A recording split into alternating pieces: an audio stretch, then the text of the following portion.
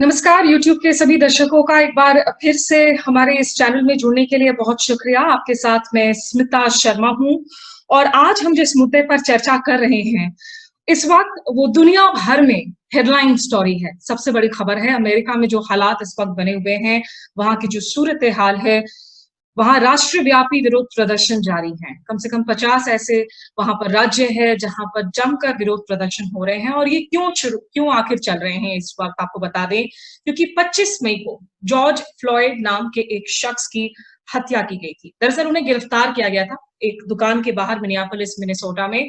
Police ने उन्हें गिरफ्तार किया था और उसके बाद एक वीडियो सामने आया जिसमें देखा गया कि एक जो व्हाइट ऑफिसर है डेरेक शॉविन, उन्होंने बकायदा उनकी गर्दन पर, उनके गले पर अपने घुटनों को टेक रखा था लगभग 9 मिनट तक। So Derek Chauvin was basically kneeling onto George Floyd's neck for almost 9 minutes। और उस दौरान जॉर्ज फ्लॉयड जो कि अफ्रीकन अमेरिकन कम्युनिटी को बिलोंग करते हैं और श्वेत हैं, वो बार बार कह रहे थे कि आई कांट ब्रीथ, मैं सांस नहीं ले पा रहा हूँ।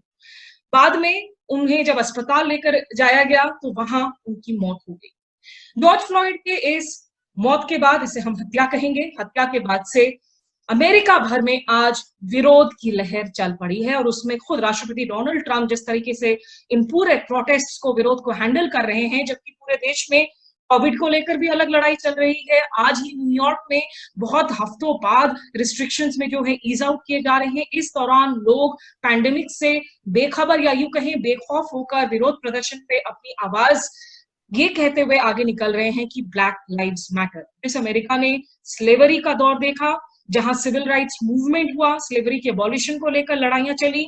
वहां एक बार फिर से वहां की जो अश्वेत समुदाय हैं, उनके खिलाफ जो नस्ल भेदी व्यवहार होता है, इन सब पर ये पूरा का पूरा मसला गरमा चुका है। और इसी पर बातचीत करने के लिए मेरे साथ सीमा सिरोही वॉशिंगटन डीसी से जुड़ रही हैं। सीमा, आपको बता दें कि बहुत वरिष्ठ पत्रकार हैं वो। कई सालों से लगातार विदेश नीति पर तो इनकी पैनी नजर होती ही है, लेकिन ये खुद क्योंकि अमेरिका में कई सालों से बसी हुई हैं, तो अमेरिका की राजनीति को भी बहुत करीब से देखती हैं और कई ऐसे लीडिंग आउटलेट्स हैं जिनमें सीमा के आर्टिकल्स और उनकी ब्रेकिंग स्टोरीज आप देख पाएंगे। सीमा, बहुत शुक्रिया आपका वॉशिंगटन से हमारे साथ जुड़ने के लिए। Thank you. और सीमा से आप लोग भी अगर सवाल चाहें, कुछ टिप्पणियां हो तो इस लाइव चैट में जुड़कर आप पूछ सकते हैं। लेकिन आपको हम एक बार फिर से याद दिला दें कि ये इस दफा जो पूरा का पूरा प्रोटेस्ट है वो इसलिए भी भड़का है क्योंकि जॉर्ज फ्लॉयड की हत्या के कुछ दिनों पहले ही अगर हम देखें 23 फरवरी को वहां जॉर्जिया में मिस्टर आर्बरी, वो अहमद आर्बरी नाम के एक शख्स जॉगिंग कर रहे थे और जॉगिंग के दौरान वहां के लोगों ने कहा कि उनकी जो शक्ल है वो रिजेम्बलेंस है एक बर्गलरी सस्पेक्ट के साथ, यानी कि चोरी वहां पर हुई थी तो उन्हें लग रहा था कि वो उसी के संदिग्ध हैं। और इस मामले में आकर वहां उनको गोली मारकर उनकी मौत हुई। उसके पहले अगर हम देखिए ब्रियोना टेलर, वो 26 साल की हेल्थ वर्कर है। केंटकी में उनके घर में घुसकर पुलिस ने 8 दफा उन पर गोलियां दागी थी। और ये पहली दफा नहीं है जब अफ्रीकन अमेरिकन कम्युनिटी की राइट्स को लेकर अमेरिका में आवाजें बुलंद की जा रही हैं।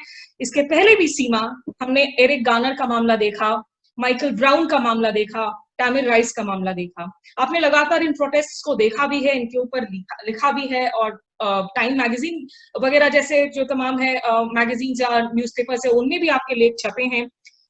सबसे शुरुआत के पहले मैं ये कहना चाहूंगी कि आज की सुबह अमेरिका के लिए किस तरह की सुबह है, क्योंकि आज रिचुअल्स भी हो रहे हैं और फ्यूनरल जो लास्ट राइट्स हैं जॉर्ज फ्लॉयड के वो भी आज जारी है। हाँ, ज्यादातर शांतिजनक विरोध प्रदर्शन हो रहे हैं, पर ये खास बात है कि अब 11वां दिन है आज जब से ये विरोध प्रदर्शन चालू हुए और पूरी यूनाइटेड स्टेट्स में ये फैले हुए हैं। 50 जो स्टेट्स हैं इनकी हर जगह पे हो रहे हैं और पहली बार ये देखा जा रहा है कि ग्रामीण जगह जो है, छोटे छोटे शहर जो रूरल एरियाज माने जाते हैं, जहाँ पे ज्यादातर जनसंख्या व्हाइट है, सफेद लोग रहते हैं, वहां पे भी प्रोटेस्ट हुई है। तो अब जो है डिमांड ये है कि पुलिस में सुधार हो। एक बहुत एक्सट्रीम डिमांड भी है कि पुलिस का पैसा बंद कर दिया जाए, पुलिस डिपार्टमेंट्स को रद्द कर दिया जाए और उन्हें दोबारा बनाया जाए। तो ये बहुत उछाल चल रहा है समाज में कि अब कैसे आगे बढ़ते हैं, ये देखना है।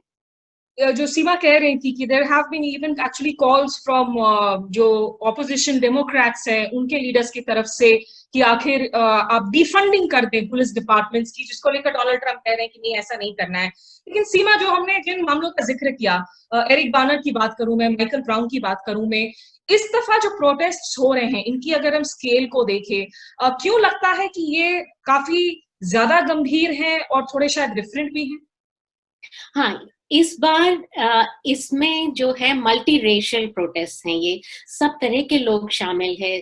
जैसे वॉशिंगटन डीसी में करीब करीब 50% लोग जिन्होंने पार्टिसिपेट किया वो नॉन अफ्रीकन अमेरिकन थे। तो जो लोग देखा इन्होंने वीडियो, वो इतना स्पष्ट वीडियो है कि आप उस पे कोई एम्बिग्विटी नहीं है, कोई उसमें दो राय नहीं है कि पुलिसमैन ने जॉर्ज फ्लॉयड के गले पर अपना घुटना रखा और रखे रहा, वो वहीं मर गए। तो ये जो स्पष्टता है वो पिछले 2-3 केसों में 4-5-6, ये तो 4-5 साल से चल रहा है। पुलिस की जो ब्रुटैलिटी है अफ्रीकी अमेरिकन के साथ, उनके कई केस हमारे सामने आए हैं जो वीडियो पे रिकॉर्ड हो चुके हैं। पर कई बार ऐसा था कि पुलिस ये कहती थी कि ये बहुत डेलिकेट सिचुएशन था, हमने सोचा वो हम पे गोली चलाने वाला है, तो इसलिए हमने पहले गोली चला दी। तो इस वीडियो में कोई डाउट ही नहीं रह सकता आपके दिमाग में कि क्या हुआ। इस वजह से लोगों को जैसे एक समाज में का विवेक जाग उठा कि ये इतना गलत काम है कि कोई भी उसे बर्दाश्त नहीं कर सकता। और एक ये बड़ा सवाल उठा कि जो अफ्रीकी अमेरिकन जान मायने रखते हैं कि नहीं, इसका ये जो मूवमेंट है इसमें सपोर्ट बहुत बढ़ गई। और पुलिस की तो ये लगातार कॉन्डक्ट जो है अफ्रीकी अमेरिकन के साथ, इसमें दो राय नहीं है कि वो उनके साथ जो बर्ताव है वो बहुत बुरा है। सीमा, ये बताइए कि इन जो प्रोटेस्ट्स की हैंडलिंग रही है, डोनाल्ड ट्रंप खास करके, वो बहुत विवादों में घिरे रहे। पुलिस चीफ ने यहाँ तक कह दिया कि अगर वो सिर्फ आग में घी डालने का काम कर रहे हैं तो कृपया चुप रहें, जो हमारे यहाँ शायद हम कभी सोच भी नहीं सकते हैं। आप भूल जाए कि किसी प्रधानमंत्री को ये कहेंगे, यहाँ कोई पुलिस चीफ किसी पार्टी प्रवक्ता को भी कह दे, ऐसा भी शायद बहुत कम सुनने को मिलता है। तो वहां एक तरीके से एक इंस्टीट्यूशनल फाइट बैक भी देखने को मिलता है रह रहकर। इस वक्त डोनाल्ड ट्रंप की इस हैंडलिंग, इस सिचुएशन को लेकर क्या बातें हो रही हैं? जो उनकी पॉपुलैरिटी सर्वे है उसमें शायद उनकी पॉपुलैरिटी काफी घटती हुई नजर आ रही है। हाँ, डोनाल्ड ट्रंप ने जो हैंडल किया और जो टीयर गैस छोड़ी गई 2-3 दिन पहले व्हाइट हाउस के सामने, सो दैट डोनाल्ड ट्रंप वहां से 4-5 कदम निकल के वो चर्च में जा सके बाइबल पकड़ के, तो ये सब बहुत बड़ी एक कंट्रोवर्सी बन गई है। उन्होंने जो बहुत नेशनल गार्ड को बुला लिया, मिलिट्री को बुला लिया, ऊपर हेलीकॉप्टर्स चल रहे थे, तो ऐसा लगा कि हम अमेरिका में नहीं, हम इराक में रह रहे हैं। उस शाम को तो ऐसे ही लगा, लोग बहुत घबरा गए कि ट्रंप क्या कर रहे हैं। फिर जब ट्रंप के ही एक former defence secretary James Mattis ने साफ साफ कहा कि मिलिट्री ये नहीं कर सकती, नहीं करना चाहिए, फिर डिफेंस सेक्रेटरी माइक एस्पर ने बोला, तब थोड़ा सा ट्रंप साहब पीछे हटे। पर उन्होंने आग में घी तो डाल दिया। ये उनका एक तरीका है जो अपने बेस को उत्साहना, जो उनके बेस वोटर्स हैं वो उनको उत्साहित करके फिर वो पीछे हट जाते हैं, फिर कहते हैं कि नहीं नहीं मैंने तो ऐसा कहा ही नहीं, ऐसा तो कुछ हुआ ही नहीं। कई बार बिल्कुल साफ झूठ भी बोल देते हैं। तो इसीलिए कई पुलिस चीफ्स ने ये कहा कि आप प्लीज हमारे से दूरी रहें तो ज्यादा अच्छा है। और फिर जो हमारी वॉशिंगटन डीसी की मेयर हैं, उन्होंने इतना बड़ा छाप दिया सड़क पे नीचे 2 ब्लॉक्स की ब्लैक लाइव्स मैटर करके, वो पेंट कर दिया कि उनके बिल्कुल मुंह तोड़ जवाब दिया काइंड ऑफ। पर ये क्या होता है इसका आगे, ये हमें देखना है कि ये इनफैक्ट सवाल पूछना भी चाह रही थी मैं, क्योंकि नवंबर में जो राष्ट्रपति चुनाव होने जा रहे हैं, इस वक्त जो अनएम्प्लॉयमेंट की स्थिति बनी हुई है, पैंडेमिक की अपनी चैलेंजेस हैं, आपको लगता है कि इसमें डोनाल्ड ट्रंप की स्थिति कुछ कमजोर पड़ सकती है, या is it too early to say right now?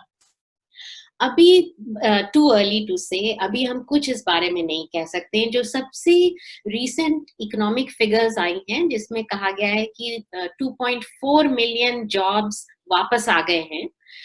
अगर ये ट्रेंड चलता रहा नवंबर तक, अक्टूबर तक, तो ट्रम्प को इससे फायदा होगा, इसमें कोई दो राय नहीं है। क्योंकि फिर वो ये कहेंगे कि मैं जब पहली बार आया 2017 में, तो इकोनॉमी सबसे अच्छी थी, अनएम्प्लॉयमेंट 50 साल में सबसे नीचे था। फिर ये बाहर से एक पैंडेमिक आ गया, वायरस आ गया, उसने ये सब गड़बड़ कर दिया। अब मैं दोबारा इकोनॉमी ला सकता हूँ। अगर ये ट्रेंड चले कि मतलब जॉब्स वापस आ रहे हैं, सब चीजें खुल रही हैं, इकोनॉमी वापस चलने को तैयार है, तो मेरे ख्याल से उनको फायदा होगा।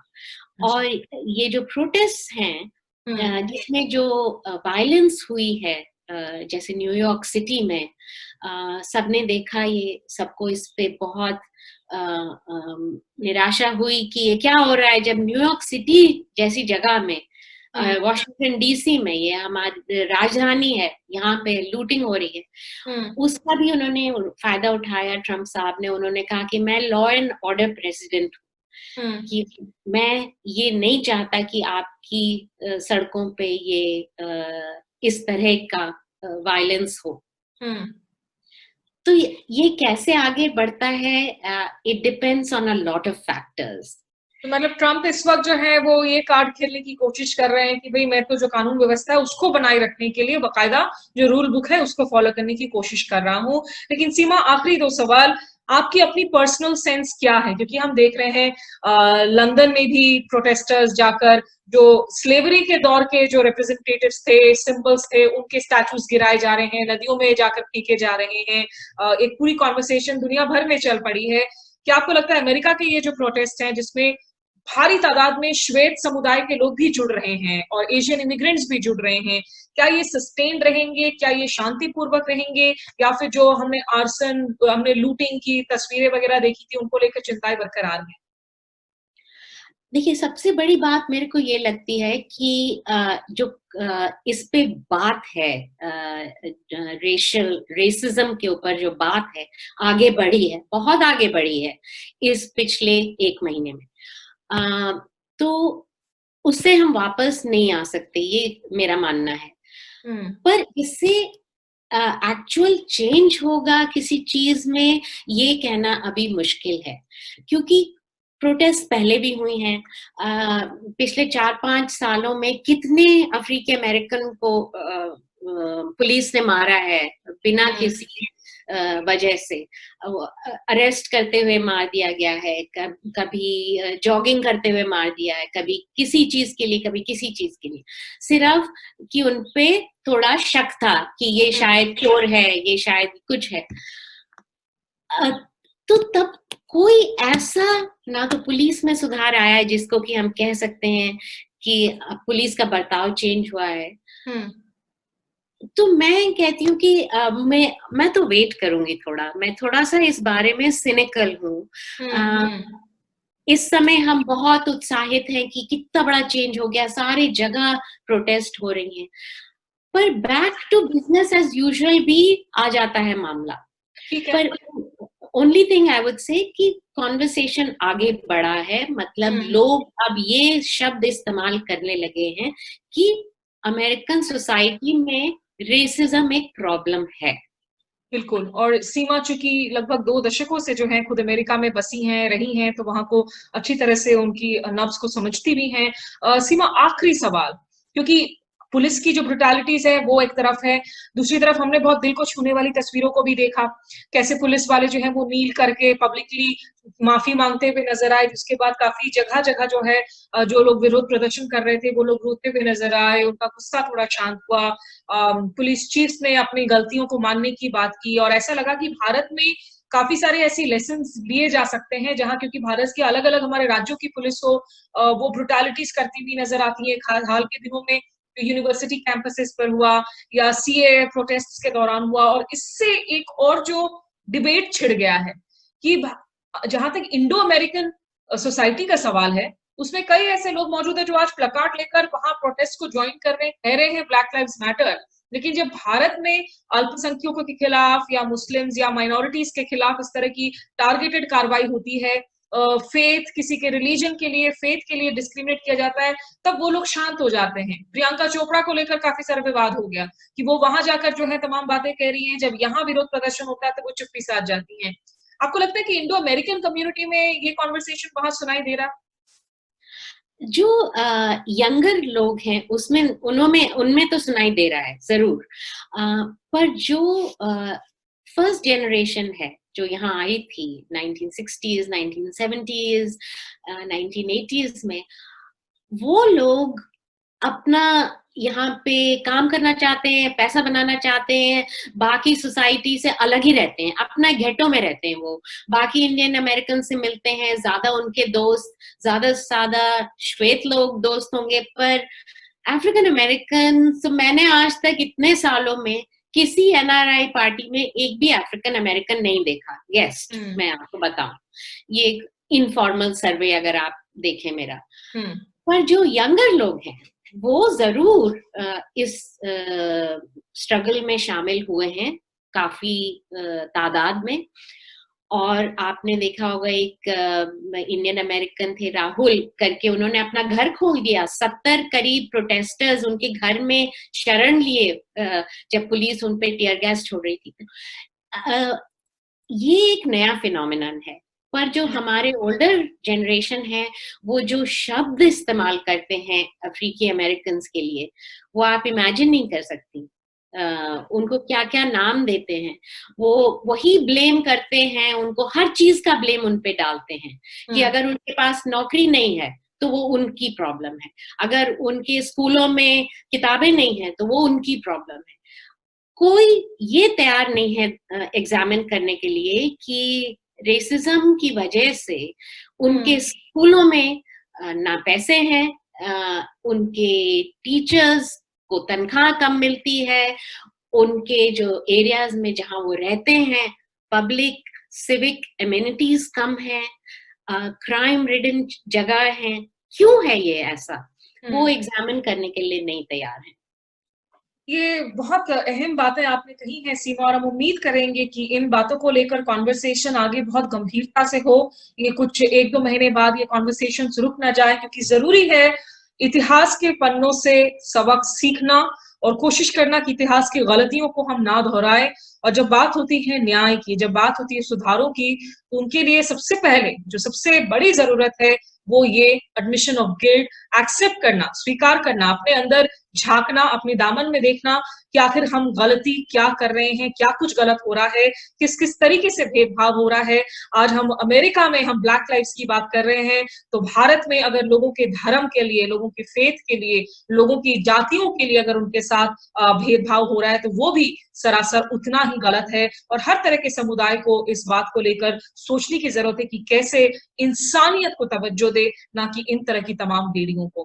फिलहाल बहुत शुक्रिया सीमा सिरोही, आपको वॉशिंगटन डीसी से हमारे साथ जुड़ने के लिए इस चर्चा में।